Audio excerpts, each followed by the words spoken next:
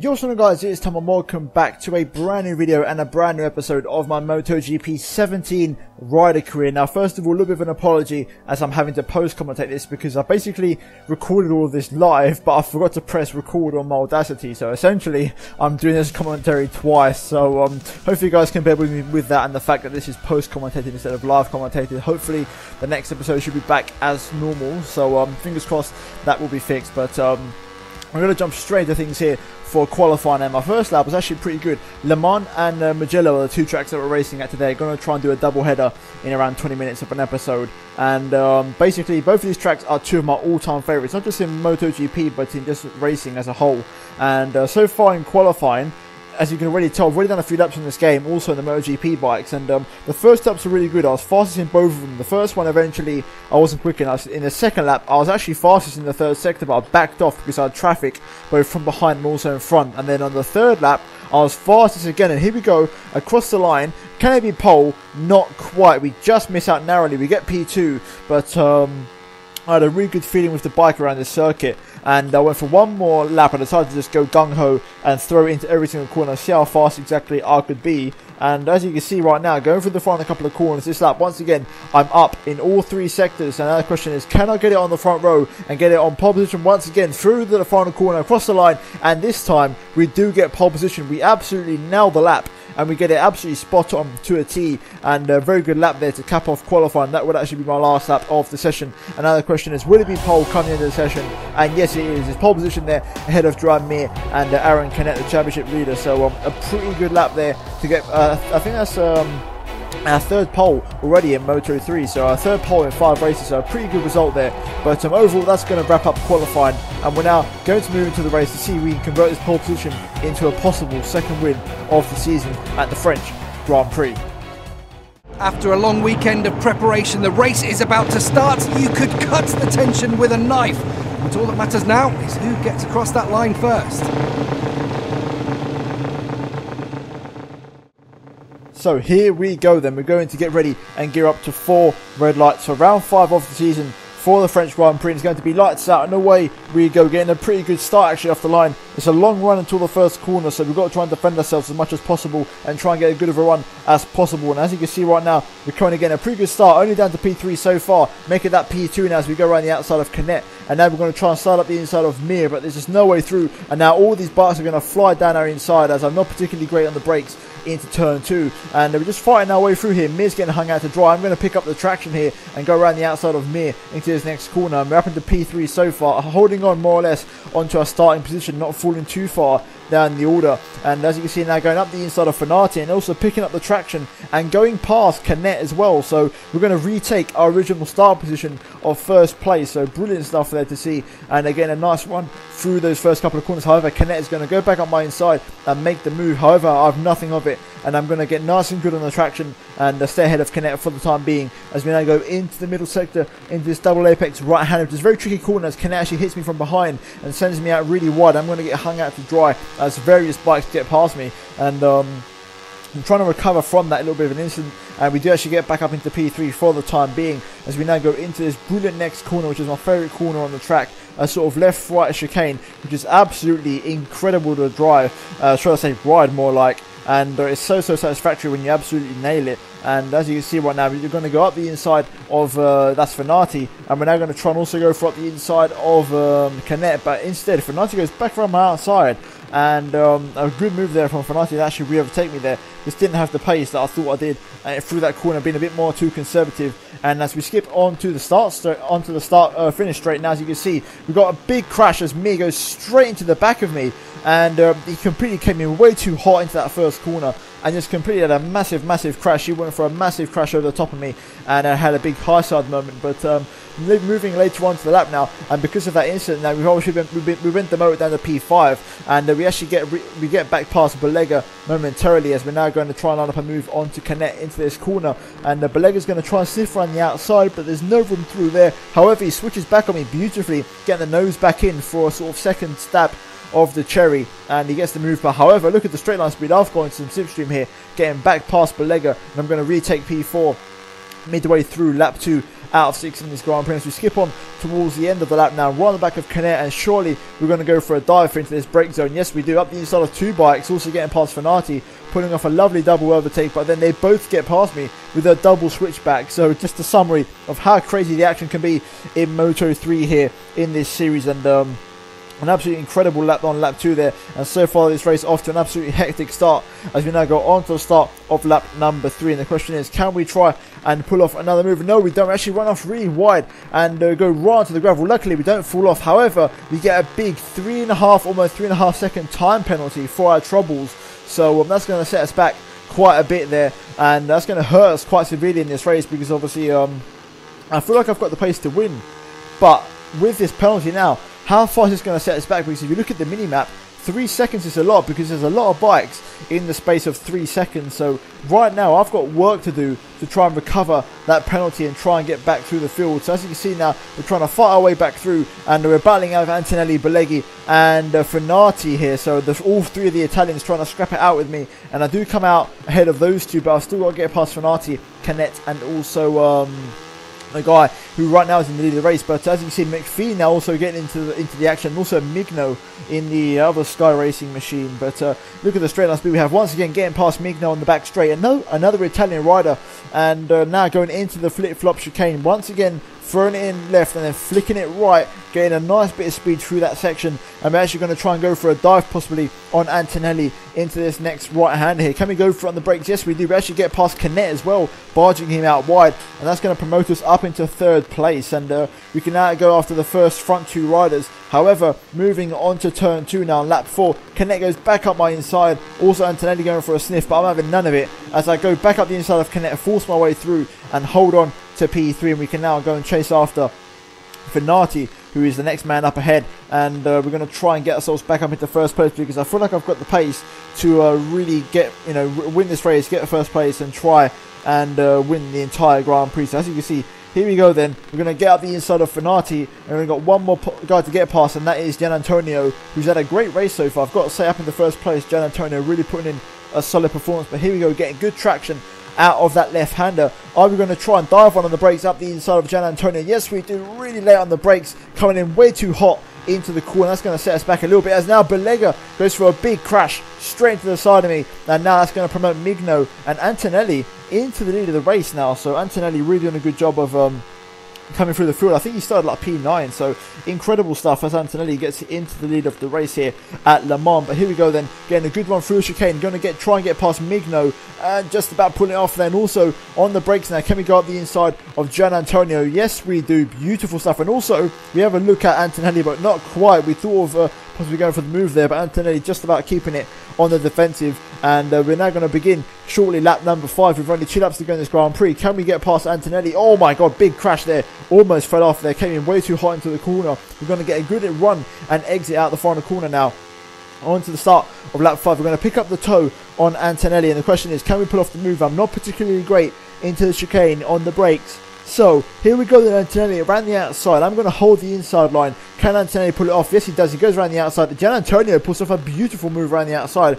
Also Migno as well. So those 2 guys getting back past me once again. But I'm going to get good traction out of the chicane to keep on the back of these 3 guys. And obviously with 2 laps to go, or now 1.5 laps, the question is, can we try and get past these guys? And also obviously we've got the penalty to take into account. So really we need to try and get into 1st place and then some, because I need to get in first, and then also put a bit of a gap between me and the rest of the guys behind me, as we got the inside now of 3 riders at the same corner. There we go, taking 1st place. Beautiful move, and we're now into 1st place, and we've now got a chance to try and stretch out our gap and try and push and stretch our legs, and that's exactly what we do as we go onto the final lap of the race, onto this back straight, and we pulled out a bit of a gap. Antonelli is the only man that's been able to match us for pace, and here he goes. He's going to try and make a move into the chicane. I'm going to try and match him and go around the outside of him. Can we pull it off? It's going to be so tough, which will then become the inside.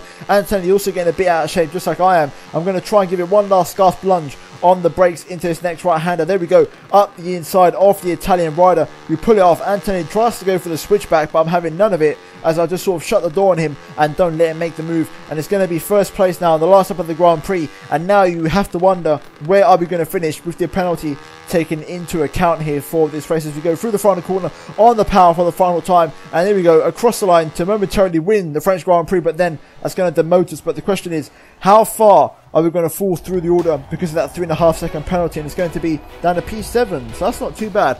P7 in a race where I thought that 3.5 second penalty would have cost us a lot more than what it did, so that's not too shabby, and that's actually better than what I expected. So luckily we can now focus on the next race, which is at Mugello, and this is round 6 of the season, the Italian Grand Prix, and personally my favourite track on the calendar, and one where I always want to try and can perform and be competitive at, because it's a track that I absolutely love to bits, and a track that I always want to try and have a good result at. So hopefully we can have a good race here at Mugello. Without further ado, we're going to jump straight into qualifying and see how far up the grid we can put our bike for the race on Sunday. So here we go then, coming for the final corner in my first lap in qualifying, and it's a pretty damn good lap. I'm hitting personal best sectors, half a second off the pace on my first lap around here, and the bike feels really good around here. As we come now down the pit straight, down the final sector, what have we done in T4? And we've actually gone fastest on our first lap. Incredible stuff. I can't believe I've done that. I've gone fastest in the final sector, and I was like 4 tenths off the pace in the third sector, so I've pulled almost a second out the bag in that final sector alone. So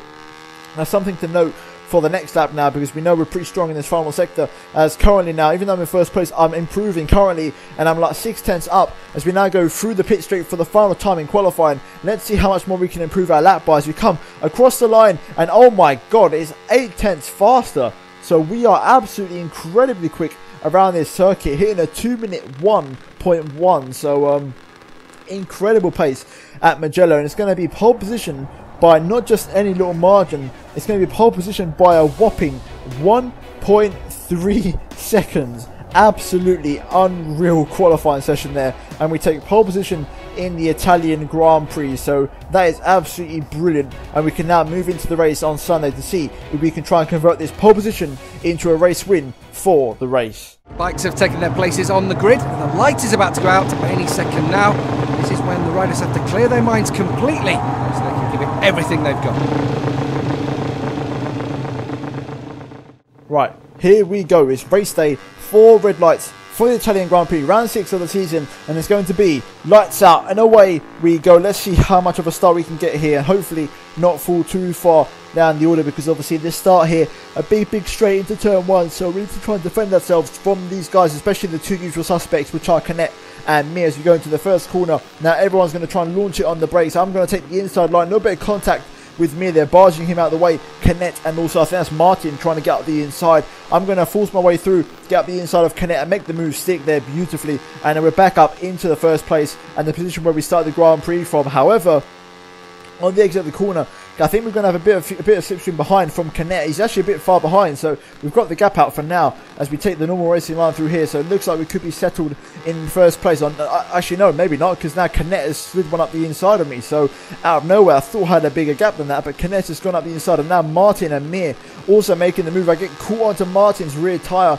and I'm going to have to sit behind him for now, because he's just sort of costing me a bit of pace, and I'm down to P4 momentarily in this race. And now also Belega is making the move up the inside. Oh my god, everyone's trying to get past me in this race, and I was in first place like literally 30 seconds ago. So here we go, Fenati making the move as well, so I'm down to P6. So right now I've got a bit of recovering to do in this Italian Grand Prix as we go up the inside, almost trying to think about a move on Fenati, but now look at that, up the inside, some other riders trying to make a move on me there through that corner. Instead, I get the better traction than the exit, and we can focus on those ahead of us now as we go into this swooping long right-hander, which is an interesting corner, because I tend to keep a really tight line, and that's where I gain a lot of time on the AI as I get barged off the track by Fenati, but I still hold it, or even though I went on the grass, and I carry a lot more speed through the chicane, and that's going to allow me to get alongside Belega and also Martin as we throw it into the final corner here on the brakes. Martin doing a nice job of going around the outside, but I'm going to take the inside line and take a nice racing line there, keeping it nice and tight in the apex on the power, nice and early, and that's going to be a long drag race down this pit straight. And the question is obviously how much toe will the guys behind pick up on me, because obviously I'm a sitting duck right now. I haven't got no slipstream off of anybody. So here comes Ballega and also Martin, massive amounts of straight line speed here. Ballega gets past me comfortably, and can I try and trump him back into the first corner on the brakes? I'm going to take a bit of a different line, and Martin just barges me out wide there. Absolutely reckless, no mercy whatsoever. Martin basically using me as a brake, but I'm going to go around the outside and slide one up the inside of Ballega also at turn 2. Beautiful move there, and we're going to defend it into turn 3. We're going to hold on to our third place nicely there, and that's going to send us up into third place, and we can now go and chase after Mir and Canet, who are the outright leaders of this Italian Grand Prix. And I've got to say, if I thought the pace was good in Le Mans, the pace this race feels even better. The bike feels absolutely hooked up, and I'm feeling really confident around this circuit on this bike. So let's see what we can do for damage in the remainder of this lap in terms of trying to catch the guys up ahead, because obviously if we can catch these guys and do like Le Mans and try and get some clean air, we can try and stretch out the gap in first place and try and pull the gap out a bit. But as you can see, moving now into this sort of middle sector here, one of the best parts of the track, because these are all blind corners with no apex, and you've got to just try and wing it and hope that the bike sticks as we run it out really wide there onto the ragged edge. And really good, just good stuff to see there, and the lap really unfolding nicely for us. But as you can see now, we're starting to get closer bit by bit to the guys ahead, and you have to wonder when will I launch a move on these guys and try and unleash an attack, because obviously we are getting slowly closer to them, and they're progressively getting closer and closer. So here we go then, through this constant swooping right hander, taking the tight line that I like, taking a nice early apex into the chicane this time. Obviously no contact from Fanati to disrupt my line, and I get a great run. Look at the speed I have on Mir, and I'm just going to slide one up the inside of the final corner and take second place from him there. So a great run. Obviously, like we saw in qualifying, my pace through the final sector was absolutely unreal,